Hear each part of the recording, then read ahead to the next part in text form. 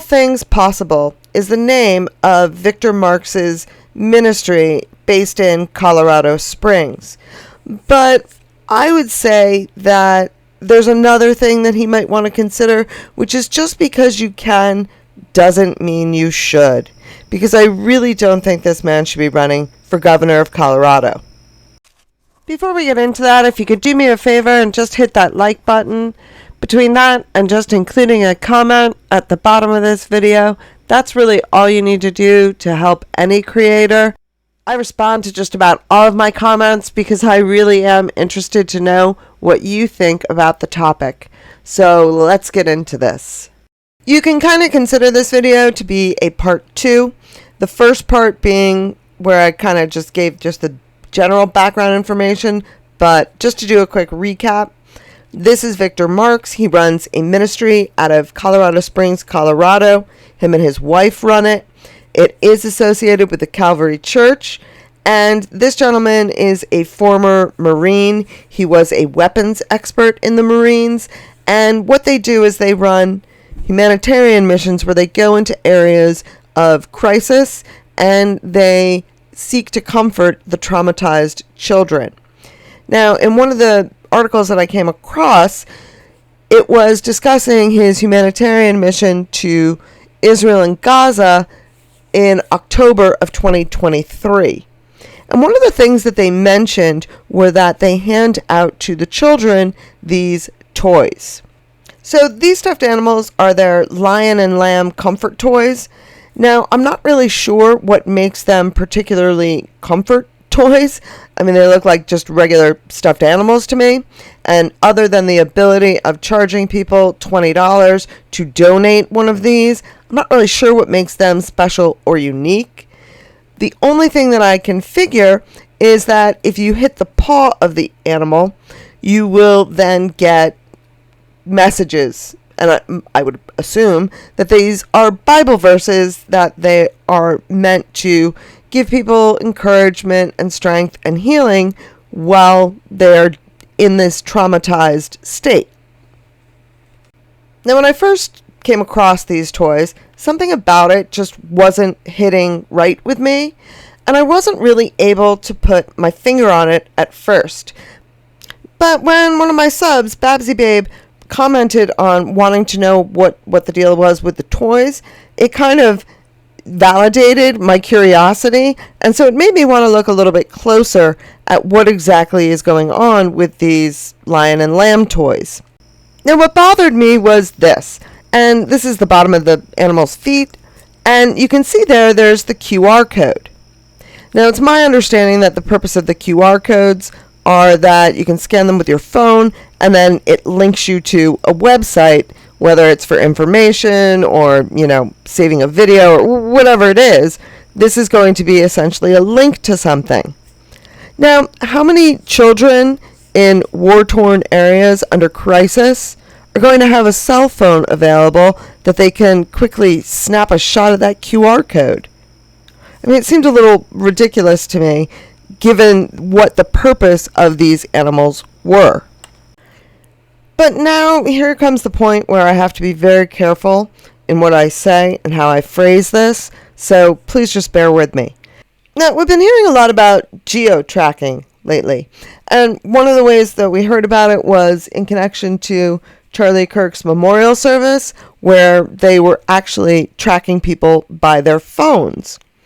Interestingly enough, I also heard Brandon Tatum mention geotracking when he was trying to say that people need to stop asking questions about the investigation because there is, in fact, geotracking evidence.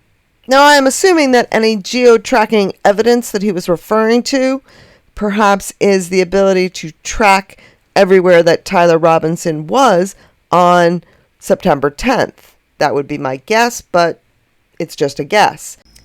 But it got me thinking along the lines of what other things might you be able to track.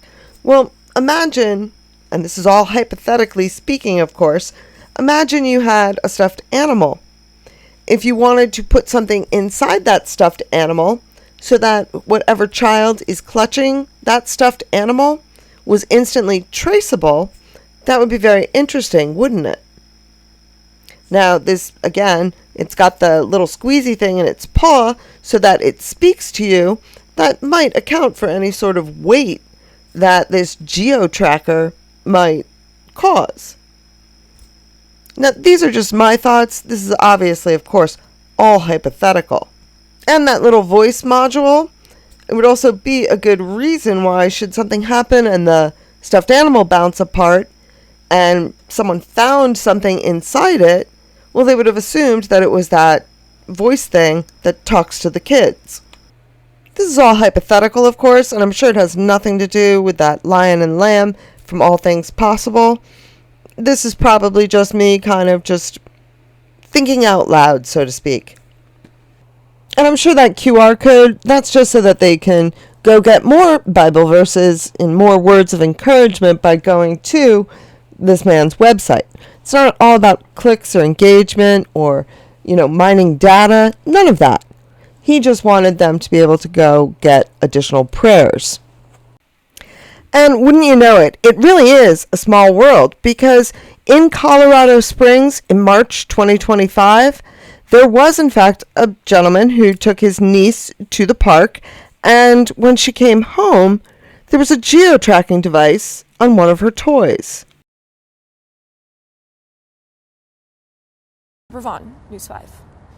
Thanks, Piper. Do be alert. This is a message one Colorado Springs man is sharing after his niece found something a little suspicious. Senior reporter Tony Keith joining us after speaking with that man and also talking with police about this discovery. Good morning, Tony. Good morning, Bree. I had someone share this post with me on Facebook. A lot of you probably know what this is behind me. It's an Apple AirTag. A man named Patrick Murakami found it in his niece's battery-powered toy car while at a public park. But Patrick tells me there's no way it was in there before they got to the park. Apple AirTags are tracking devices. Their purpose, really simple. Put it on something valuable so if you lose it, you can track it down using your iPhone, but it can also be used to break the law. After his niece found it Sunday at the park near Scott Elementary on the northeast side of Colorado Springs, that's near Austin Bluffs and Rangewood, Patrick filed a police report. You just kind of try to obviously be cool, calm, and collected, but again, with so many question marks around something like this, as a parent, I kind of have to, I want to give people the benefit of the doubt, but also, why would it be in a child's toy? Why would it be in a location like that? I checked with Colorado Springs police, and they're aware of similar cases over the years, but they didn't have the data available on how many. This case, it might not go anywhere, and it may have just been a lost AirTag, but Patrick wants to raise awareness. He destroyed the AirTag he found. He was worried about being tracked or someone else being tracked, but Apple doesn't recommend that. Coming up in the next half hour, I'll share what you can do to detect AirTags that aren't yours. Now, I'm sure that the fact that it happened in Colorado Springs, where Victor Marx is a pastor, is just a coincidence. But that story illustrates how they are doing this with children's toys. By tracking the toy, they can track the child.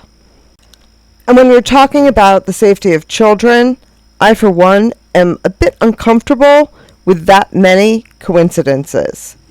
Now, before we leave the subject of this geo-tracking, is it possible that maybe someone told Tyler Robinson where to go and sort of kind of gave him a map of things to do on the day of September 10th so that it would come back that his phone was able to be traced in a certain series of locations?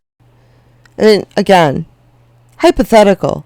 I'm just thinking out loud here. If I was going to frame someone, I would make sure that they had on their person something trackable, and then I would instruct them to go all the places that they would need to have been in order to have committed the crime.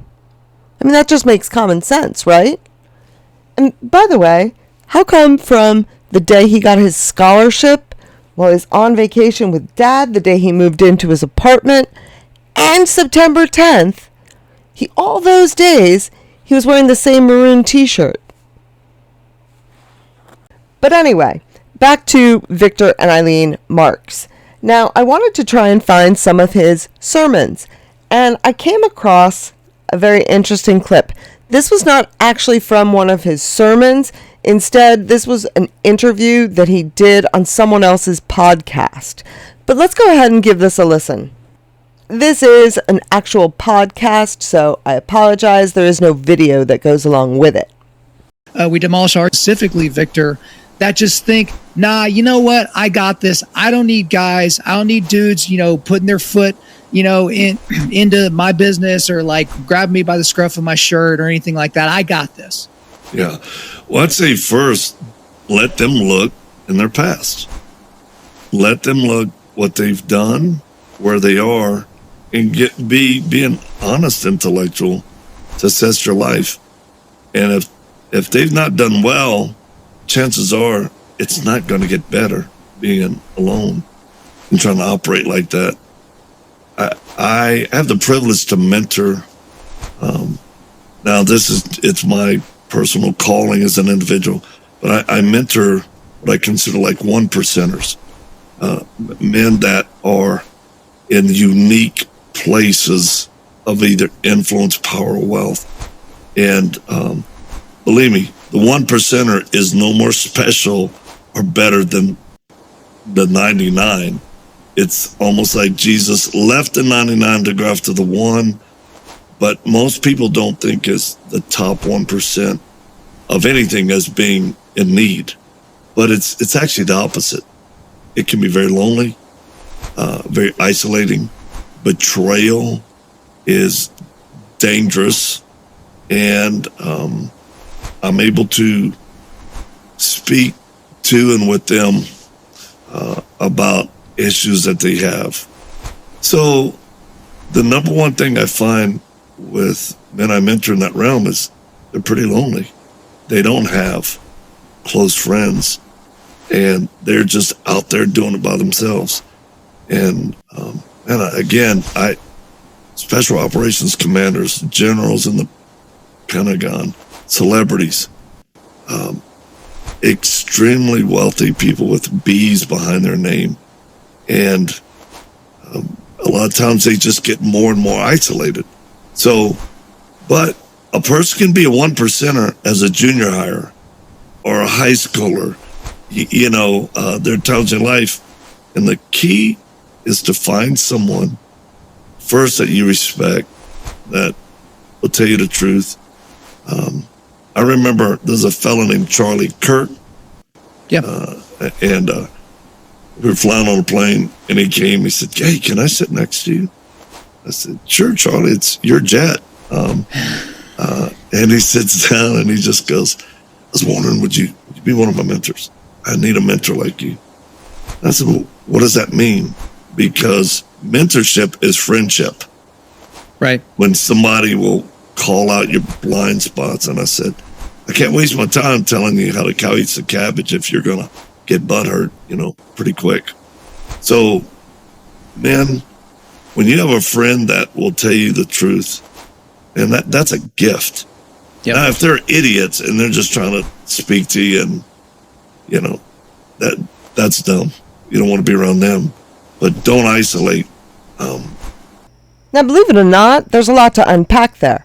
For one thing, you have Victor Marx saying that he not only knows and associates with the very wealthy elite, but he actually mentors them.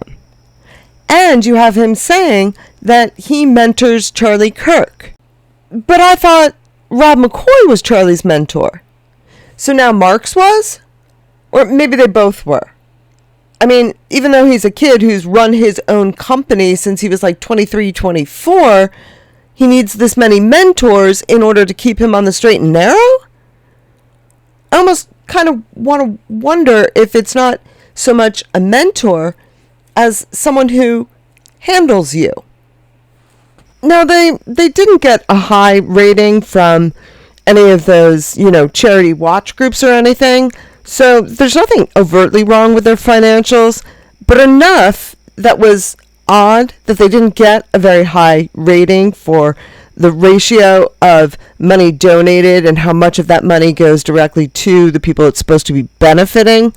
But again, that's something that I now consider par for the course these days. I kind of see that in this Victor Marx guy.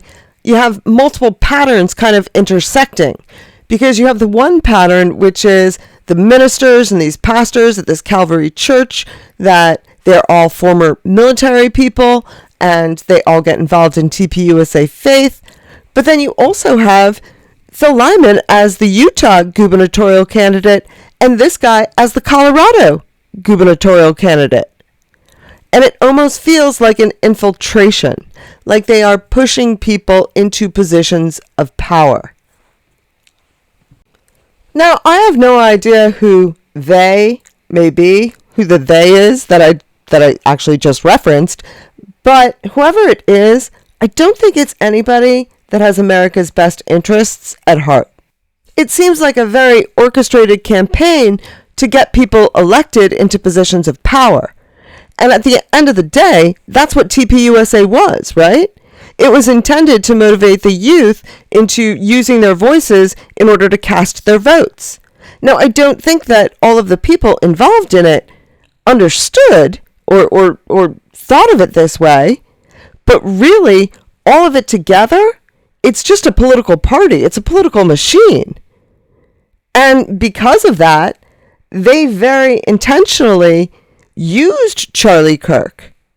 They used him and the organization that he built as a labor of love in order to gain political power. And it's getting to the point that once you see it, you can't unsee it. Once you see what it is that they're doing and the machinations behind the scenes, you can't unsee it and forget that you're being manipulated.